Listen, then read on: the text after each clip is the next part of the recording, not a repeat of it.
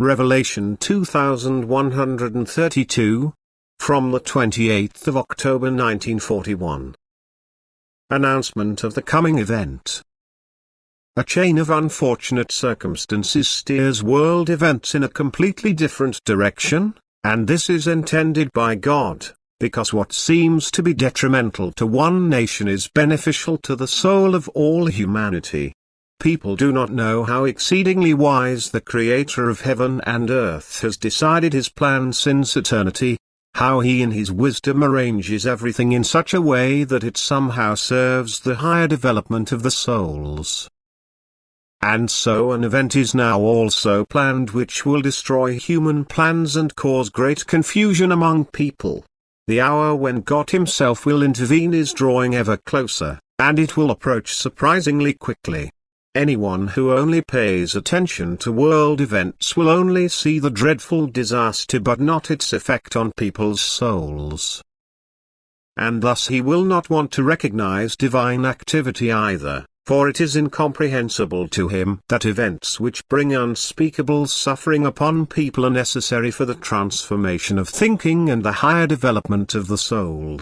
And this will cause him to dispute God's working, indeed, to completely reject an omnipotent deity, but God will make himself known.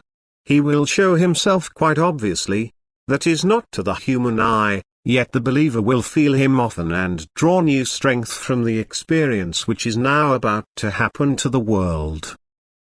It will also be a salvation from earthly adversity for many people, and they will thankfully raise their hands to God and continue to entrust themselves to him with faith and confidence. And God will not leave them in adversity. But those people who are far from God and do not believe they need him will have to suffer. For it is for their sake that these events occur, since without suffering they make no effort to come close to God. Suffering will be those people who no longer carry God in their hearts but only speak his name but completely resist him in their actions and thoughts.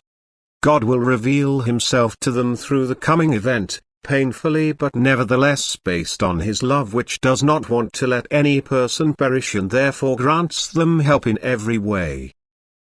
However, the majority of humanity will not recognize God's help, but only see the magnitude of the adversity and thus not derive any benefit from this event either if they were not informed of the prediction beforehand and now recognize the truth of what was proclaimed.